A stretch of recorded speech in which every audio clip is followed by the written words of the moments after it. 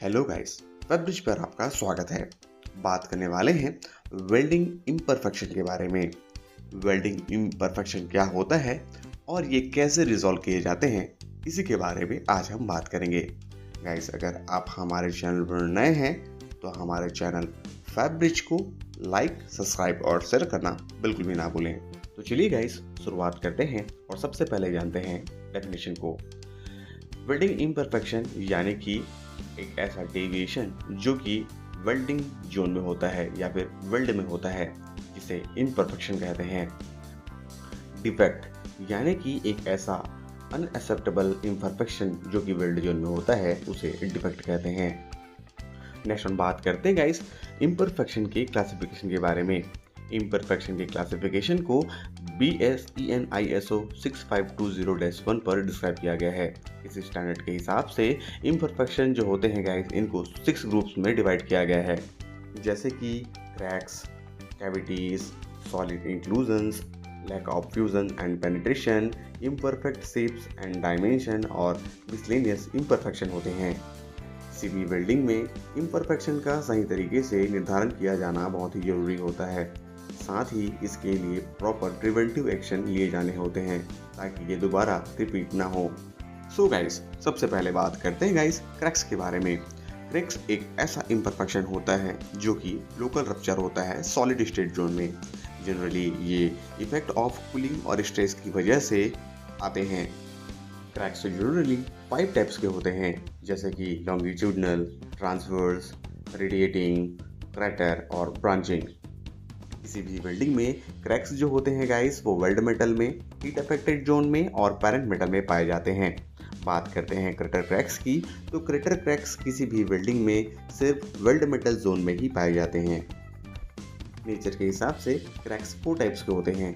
First one guys hot cracks, जैसे कि solidification और लिक्वेशन क्रैक्स।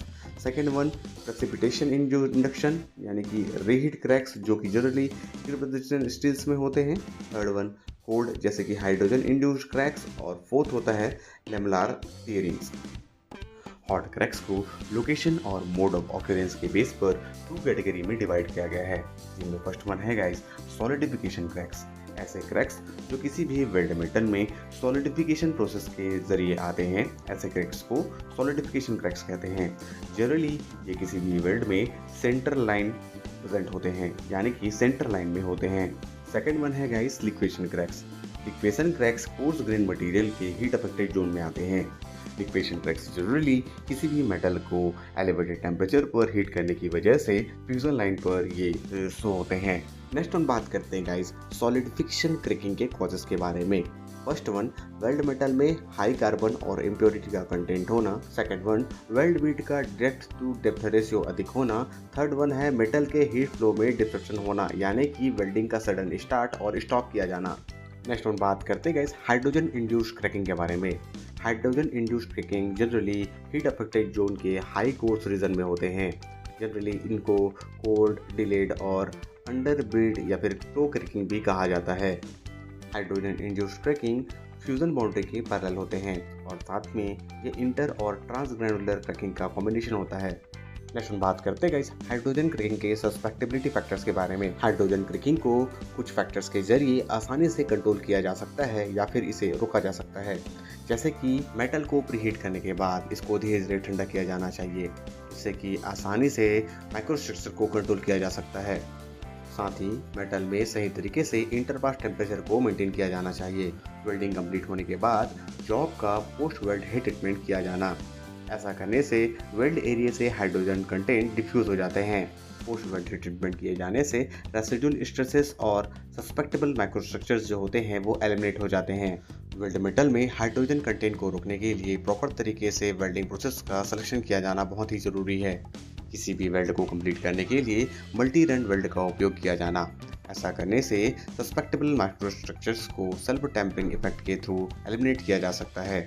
हाइड्रोजन कंटेंट को रिमूव करने के लिए टैंपर बिड और हॉट पास टेक्निक का उपयोग किया जाना बेहद ही ज़रूरी होता है। किसी भी वेल्ड में वेल्डिंग को कंप्लीट करने के लिए ऑस्टेनाइटिक और निकल टाइप के पिलर मेटल का उपयोग किया जाना चाहिए।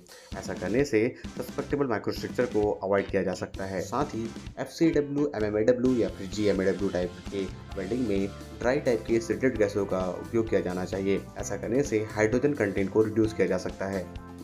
वेल्डिंग से पहले मेटल के सरफेस को प्रॉपर तरीके से क्लीन किया जाना जरूरी है। इस पर रस्ट और किसी भी तरीके से मॉइस्चर का कंटेमिनेशन नहीं होना चाहिए। किसी भी जॉब को वेल्ड करने से पहले वेल्ड प्रोफाइल को ब्लेंड किया जाना होता है। ऐसा करने से स्ट्रेस कंसंट्रेशन रिड्यूस हो जाते हैं।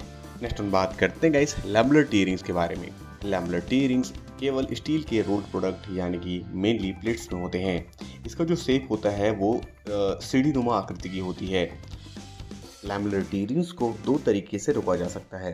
फर्स्ट वन, साफ सुथरी स्टील का यूज करके यानी कि guaranteed through thickness properties Z grade type की स्टील का यूज करके, और second, combination of joint design, restrain control और वेल्डिंग सीक्वेंस का प्रॉपर तरीके से उपयोग करके इन दो तरीकों से लैमेलर टी रिंग्स को रोका जा सकता है।